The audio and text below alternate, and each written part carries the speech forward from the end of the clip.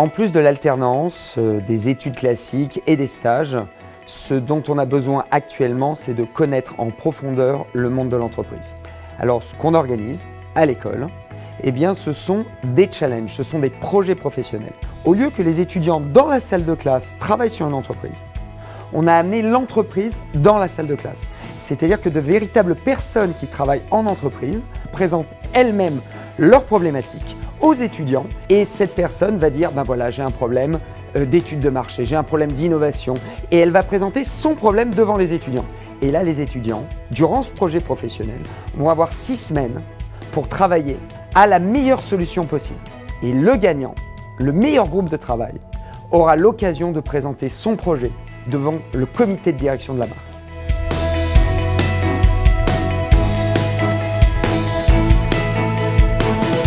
L'entreprise vient avec une problématique précise. Exemple, j'ai un problème de débouché sur tel marché géographique. J'aimerais étudier le comportement du consommateur de demain. J'aimerais avoir des stratégies de finance intéressantes sur tel couple produit-marché. J'ai un problème de sourcing en ressources humaines. Les sujets, les problématiques sont extrêmement variés. Et les étudiants ont 6 à 8 semaines pour proposer la meilleure recommandation, la meilleure piste possible et quelquefois une création originale. Après 6 à 8 semaines, la marque choisit le meilleur groupe d'étudiants. Et ce meilleur groupe d'étudiants est financé par l'école à l'étranger pour présenter son projet devant les comités de direction de grandes marques.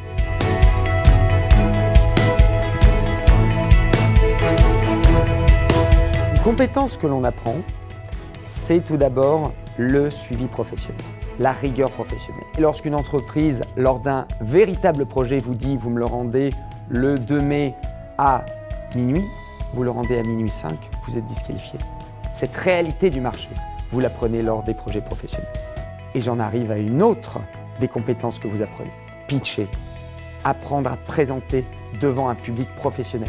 Parce que je peux vous dire que présenter devant une grande marque avec des professionnels qui ont le pouvoir de vous embaucher à la sortie de la présentation, ce n'est pas la même chose que de présenter devant vos camarades de classe.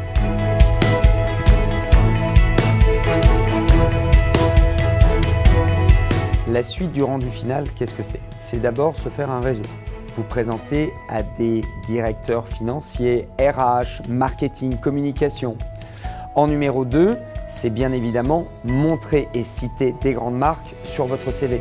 Mais en plus de cela, on peut se faire embaucher, on peut trouver un stage et surtout, la stratégie a pu être appliquée, implémentée par l'entreprise. Donc ça veut dire que derrière, vous passez en entretien d'embauche et vous dites « oui, la stratégie des Amenities Lanvin sur le Moyen-Orient, c'est moi qui l'ai implémentée, c'est moi qui l'ai créée. » Et bien entendu, un point qui est très important, c'est l'idée de vous propulser sur le marché du travail avec des compétences déjà acquises. C'est-à-dire dire à votre futur employeur, vous n'avez pas besoin de me former, je suis prêt.